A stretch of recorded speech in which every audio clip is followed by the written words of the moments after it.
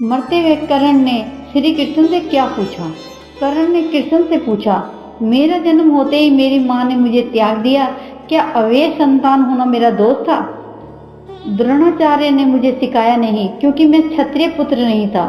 परशुराम जी ने मुझे सिखाया तो सही, परंतु श्राप दे दिया कि जिस वक्त मुझे उस विद्या की सर्वाधिक जरूरत होगी मुझे सब कुछ भूल जाऊंगा, क्योंकि उन्हें ज्ञात हो गया था कि मैं क्षत्रिय। संयोग बस एक गाय को मेरा बाण लगा और उसके स्वामी ने मुझे श्राप दिया, जबकि मेरा कोई दोष नहीं था। द्रौपदी स्वयंवर में मेरा अपमान किया गया। माता कुंती ने मुझे आखिर में मेरा जन्म रहस्य बताया भी तो अपने अन्य बेटों को बचाने के लिए। जो भी मुझे प्राप्त हुआ है दुर्योधन से ही हुआ है, तो अगर मैं उसकी तरफ से लड़ूं तो मैं गलत कहाँ हूँ? कृष्ण ने उत्तर दिया, कर्ण, मेरा जन्म कारागार में हुआ। जन्म से पहले ही मृत्यु मेरी प्रतीक्षा में घात लगाई थी। जिस रात मेरा जन्म हुआ उसी रात माता पिता से दूर किया गया। तुम्हारा बचपन खड़ग, रथ, घोड़े, धनुष और बाण के बीच उनकी ध्वनि सुनते बीता। मुझे गौशाला मिली, गोबर मिला और खड़ा होकर चल भी नहीं पाया था कि उससे पहले ही कई प्राण घातक हमले झेलने पड़े। कोई सेना नहीं, कोई शिक्षा नहीं, लोगों से ताने ही मिले कि उनकी समस्याओं का कारण मैं हूँ। तुम्हारे गुरु जब तुम्हारे शौर्य की तारीफ कर रहे थे, मुझे उस उम्र में कोई शिक्षा भी नहीं मिली थी। मैं 16 वर्षों का हुआ तब कहीं जाकर ऋषि शादीपन के गुरुकुल में पहुंचा।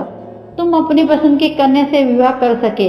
जिस कन्या से मैंने प्रेम किया वो मुझे नहीं मिली और उनसे विवाह करने पड़े जिन्हें मेरी चाहत थी, या जिनको मैंने राक्षसों से बचाया था। मेरे पूरे समाज की यमुना के किनारे से हटाकर एक दूर समुद्र के किनारे बसना पड़ा। उन्हें जरासंध से बचाने रण से पलायन के कारण मुझे भीरू भी कहा गया है। अगर दुर्योधन युद्ध जीतता है तो तुम्हें बहुत सारा श्रेय मिलेगा। धर्मराज अगर युद्ध जीतता है तो मुझे क्या मिलेगा?